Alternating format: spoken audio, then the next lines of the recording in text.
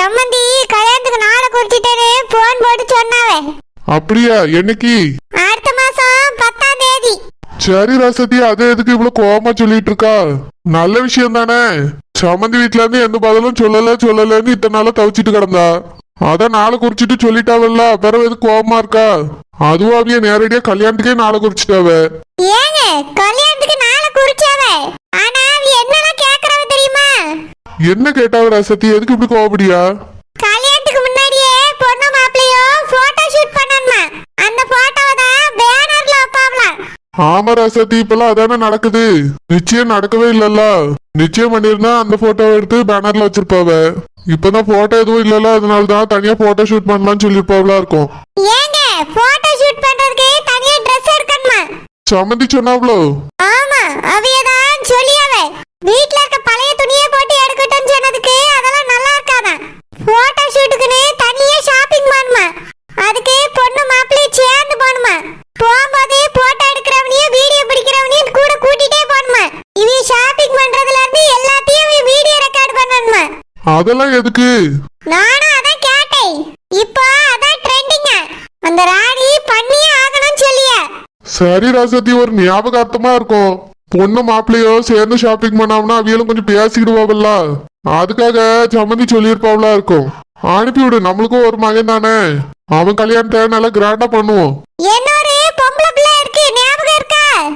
இருக்கட்டும் ராசதி, பையன் ஒருத்தன் தானே. அவன் கல்யாணத்தை கிராண்டா பண்ணுவோம். இதுல என்ன இருக்கு?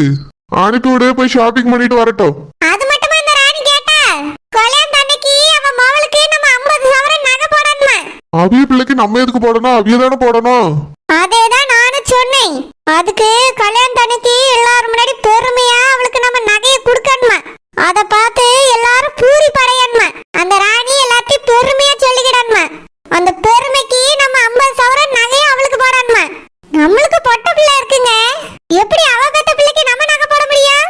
ராசதி, இந்த வீட்டுக்கு தானே அந்த பிள்ளை வரப்போகுது. பேசாம 50 சவரனை போட்டு. என்னங்க நீங்களும் இப்படி பேசுறீங்க? வேற என்ன பேச? நீ தானே அந்த இடம் வேணும்னு போய் விழுந்தா. இப்போ கல்யாணம் நாளும் குறிச்சாச்சு. இப்போ அதை செய்ய முடியாது இதை செய்ய முடியாதுன்னா சொல்லிட்டு வீட்டு இருக்க முடியும்? கேக்குறதெல்லாம் செஞ்சிரு. யாரு பொண்ணு பெத்தவிய யாரு மாப்பிள்ளை பெத்தவியனே தெரியாம போச்சு. இப்போ அவ என்னவோ பையனை பெத்தவ மாதிரி நம்மளுக்கு ஆர்டர் போடியா. நம்ம அவ கால்ல விழுந்து எல்லாத்தையும் செய்ய வேண்டியதா இருக்கு. நீ தானே அந்த வீட்டு பிள்ளைதான் வேணும்னு அடம்பிடிச்சா. இப்ப குத்துதே கொடையுதேன்னு சொன்னா என்ன அர்த்தம் ராசத்தி? அவிய சொல்றதெல்லாம் செஞ்சுதான் ஆகணும். வேணா பாரு, கல்யாணம் முடிஞ்ச உடனே வெளிநாட்டுக்கும் நீ அனுப்பிதான் ஆகணும். நல்லா அனுப்புவேன். கல்யாணம் முடிகிற வரைக்கும் தான் சொல்றதெல்லாம் நான் கேட்டுட்டு இருப்பேன்.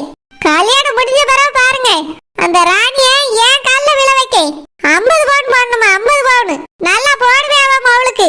என் மகளுக்காக நானே நகை சேர்த்து வச்சிருக்கேன், அதை கொண்டு போய் அவளுக்கு போடணுமா. சும்மா சபையில வேணா அவளுக்கு கொடுத்த மாதிரி காமிச்சுக்கிடுவேன், அவ்வளவுதான். வீட்டுக்கு வந்த உடனே நகை ஒழுங்கா என் மவட்ட கொடுன்னு சொல்லிடுவேன். நகை போடணும்னா அவ ஆத்தாக்காரி போடணும், நான் எதுக்கு அவளுக்கு போடணும்? சரி ராசாத்தி, பத்திரிக்கை அடிச்சிடலாமா? மண்டபம் வேற பிடிக்கணும், அட்வான்ஸ் கொடுக்கணும். நல்ல பெரிய மண்டபமா பிடிக்கணுமா. இந்த ஊர்ல கிடைக்கலனாலும் வெளியூர்லயாவது மண்டபம் நல்ல பெருசா பிடிக்கணுமா. இந்த ராணி சொல்லியா பெரிய மண்டபமா தான் பிடிப்ப ராசாத்தி. சின்ன மண்டபமா பிடிக்கிறதுக்கு நம்ம என்ன சாதாரண ஆட்களா? நம்மளுக்கே நிறைய ஆட்கள் வருவாங்க, எனக்கு தெரியாதா அதை பத்தி? இந்த ராணி சொல்லியாங்க அப்படி. நம்ம என்னமோ அவளுக்கு கீழே இருக்க மாதிரி அவளுக்கு நினப்பு. அது மட்டுமா சாப்பாடு நல்ல வெரைட்டியா இருக்கணுமா. அதெல்லாம் நானே ஏற்பாடு பண்ணிடுவேன் ராசாத்தி. அது எதுக்கு அவிய சொல்லணும்? எனக்கே என்ன பண்ணணும் என்ன பண்ணக்கூடாதுன்னு தெரியாதா? ஏங்க இதெல்லாம் நம்மளே பண்ணிடுவோம், அவிய சொல்லணும்னு அவசியம் இல்லை. ஆனாலும் அந்த ராணி சொல்லியாலேங்கிறதுனால தான் உங்ககிட்ட சொல்லி. அது மட்டும் இல்லைங்க, கேமராமேனு வீடியோ பிடிக்கிறவளா 20 பேர் வேணுமா. அப்புறம் இந்த பறந்து பறந்து போட்டோ எடுக்குமே, அதுவும் வேணுமா. எதுக்கு அவ்வளவு? நானும் அதை தான் கேட்டேன், எதையும் மிஸ் பண்ணிட கூடாதா. எல்லாத்தையும் வீடியோ எடுக்கணுமா போட்டோ எடுக்கணுமா. இது கொஞ்சம் ஓவரா தான் இருக்கு. ஆமாங்க, ஓவரா தான் இருக்கு. அவ கல்யாணம் முடிக்கணும்னு நினைக்கல, இல்ல பொண்ணை வச்சு படம் எடுக்கணும்னு நினைக்கலான்னு தெரியல. 1000 கோடி செலவுல படம் எடுத்த மாதிரி தான் எனக்கு தெரியுது. பொண்ணு அழைப்புக்கு ஹெலிகாப்டர் விடணுமா, ஹெலிகாப்டர். என்னது ஹெலிகாப்டரா? இது ரொம்ப ஓவராலா இருக்கு. ஓவரா தாங்க இருக்கு. அந்த ராணி ரொம்ப தான் ஆடியா. ஹெலிகாப்டர்ல தான் மாவா போவான்னா ஒரு ஹெலிகாப்டர் வாங்கி கொடுக்க வேண்டியதானே. அதெல்லாம் பண்ண மாட்டாவே. நல்ல வாசியில மட்டும் மங்களம் பாடுவா. இதுவே அவளை செய்ய சொல்லியிருந்தா வானத்துக்கு பூமிக்கு குதிச்சிருப்பா. நம்மகிட்ட சொல்லிட்டு அவளுக்கு சாதாரணமா இருக்காங்க. கல்யாண பொண்ணுக்கு துணி எடுக்கிறதுக்கு 10 லட்சம் வேணுமா.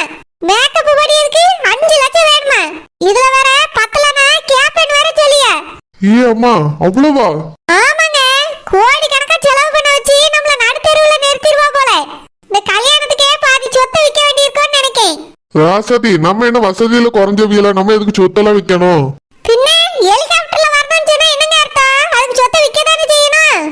அதெல்லாம் செய்ய முடியாது ராசாத்தி. அவிய சொன்ன உடனே அதெல்லாம் செஞ்சிடணுமா? இந்த ஹெலிகாப்டர் 20 கேமராமேனு இதெல்லாம் சரிப்பட்டு வராது.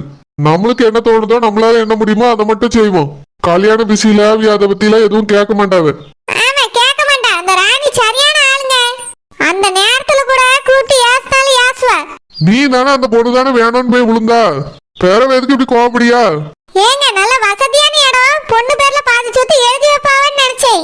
ஆனா கல்யாணத்துக்கே பாதி சொத்து விற்க வைப்பாவன்னு நான் நினைச்சு கூட பார்க்கலங்க.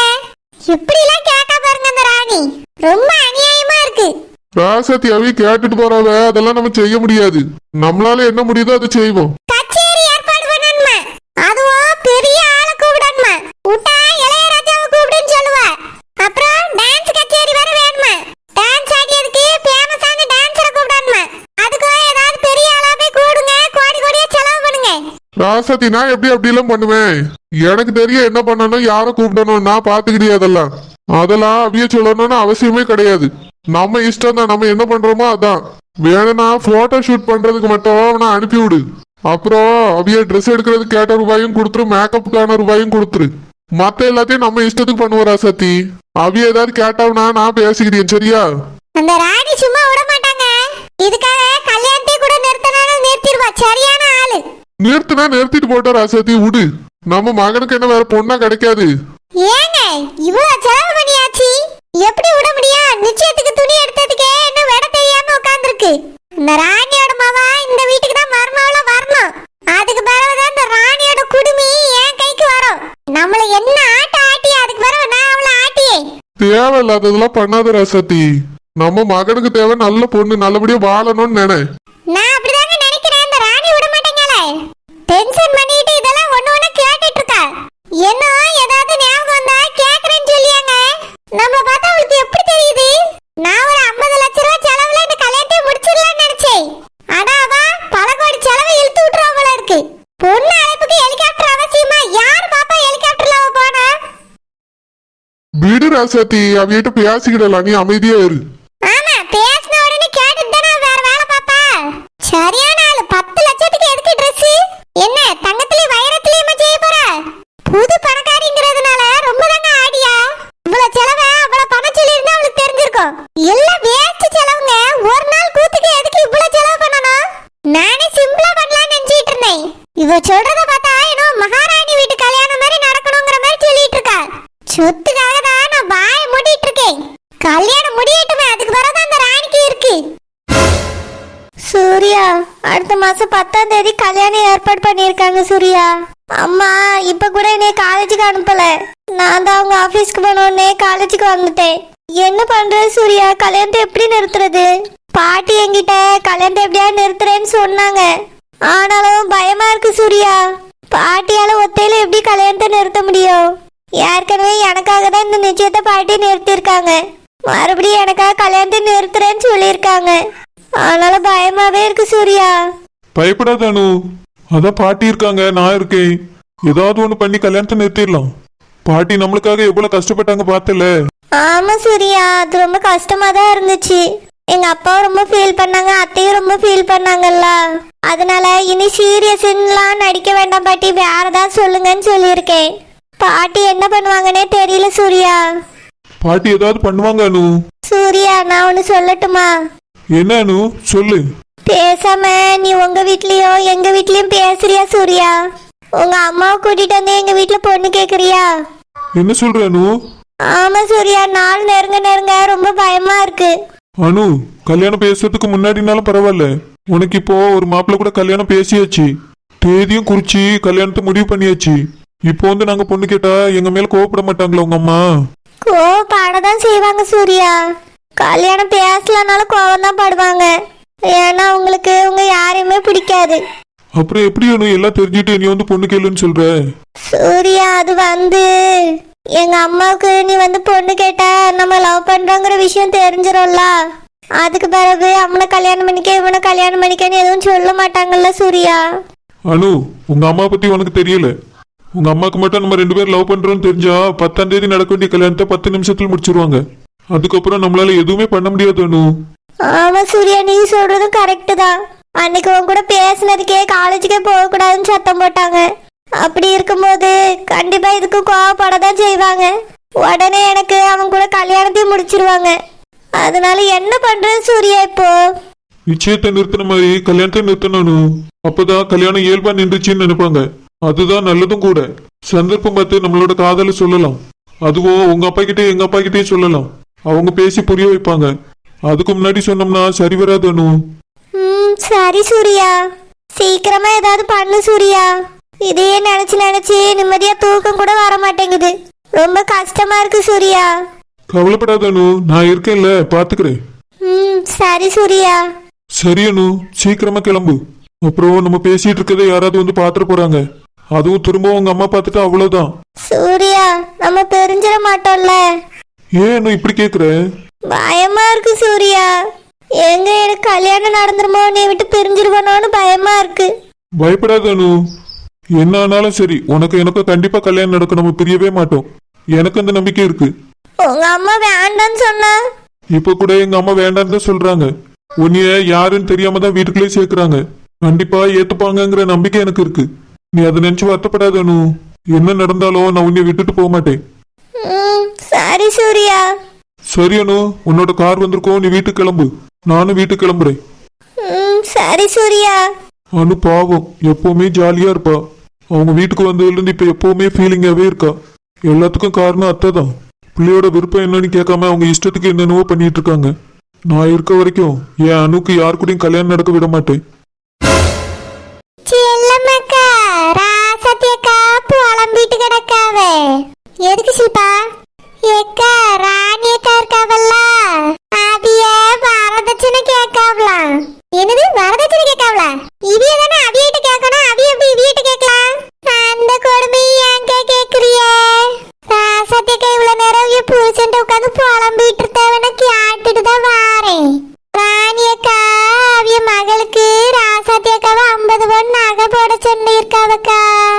இவ எதுக்கு அவிய மகளுக்கு 50 பவுன் போடணும்? அதான்க்கா தெரியல. வரதட்சணை கேட்காவே.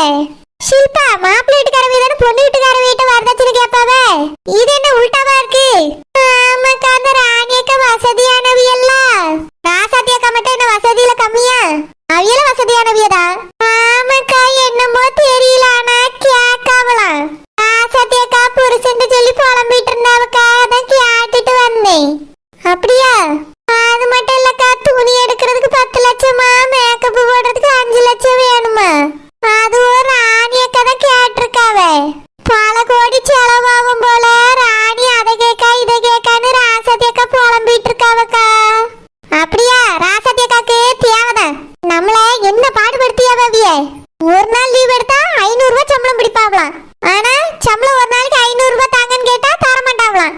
மாச சம்பளமே 8000 தானா? ஆனா ஒரு ஞாயிற்றுக்கிழமை லீவ் எடுத்துட்டா 500 ரூபாய் பிடிச்சிருவாங்களாம். சே, எவ்வளவு மோசமா இருக்காவ பத்தியா? இப்படிப்பட்டவியல்களா? இப்படிப்பட்டவியதான் சம்மந்தி அமையணும் ஷில்பா. அப்பதான் இவியெல்லாம் திருந்துவாவே. ஏக்கா, இவியெல்லாம் எந்த காலத்துல திருந்த மாட்டாவக்கா. என்ன தெரியுமா சொல்லியாவே? ராணி அக்கா மகளை கல்யாணம் முடிச்சு தரட்டும், அதுக்கு பிறகு பாத்துக்கிட்டேன்னு சொல்லியாவக்கா. கல்யாணம் முடிஞ்சிட்டுனா அவிய பேச்சு இவிய கேட்க மாட்டாவலாம். இவிய பேச்சதான் அவிய கேட்கணுமா? ஓஹோ, அங்கேயே இது வில்லியாதான் இருக்குதோ? சரியான ஆளா இருக்கும் போல ராசாத்தியக்கா. முதல்ல எப்படி பால் மாதிரி பேசினா பத்தியா நம்ம கிட்ட, இப்ப அப்படியே விஷத்தை கக்கியாவே. நம்மகிட்ட தான் எப்படி இருக்கான்னு பார்த்தா பொண்ணு எடுக்க போற இடத்துல அப்படிதான் இருக்காவ போல. ஆமாக்கா, கல்யாணம் முடிச்ச பிறகுதான் அந்த பிள்ளைக்கு எல்லாரும் சுய ரூபமே தெரியும். நம்ம சொல்லியாச்சு கல்யாணத்தை நிறுத்துங்கன்னு, யாரும் கேட்க மாட்டேங்கல. நிச்சயம் அன்னைக்கு அந்த அம்மாக்கு உடம்பு சரியில்லாம போச்சு. அப்பயே கல்யாணத்தை நிறுத்தணும்னு யோசிக்கவே இல்லையே. கல்யாணத்துக்கு ஏற்பாடுல பண்ணிட்டு இருக்காவ. அந்த பிள்ளையோட வாழ்க்கையை நினைச்சாதான் கஷ்டமா இருக்கு. ராணி அக்காவும் சாதாரணமான ஆள் கிடையாது. அவியலுக்கு இப்படி ஒரு சம்மந்தி தேவைதான். ஆனா அந்த பிள்ளைய பார்த்தா நல்ல பிள்ளை மாதிரி தெரியுது. அதுதான் பாவம், வீட்டை மாட்டிட்டு என்ன பாடுபட போதும். ஏக்கா, வேலைக்காரியா இருக்க நம்மளையே இப்படி பாடாப்படுத்துது. மாறுமாவுல சும்மா விட்டுருமா? ஒரு வழி ஆக்கிறோம்க்கா. ஆமா ஷில்பா, பாவம் அந்த பிள்ளை.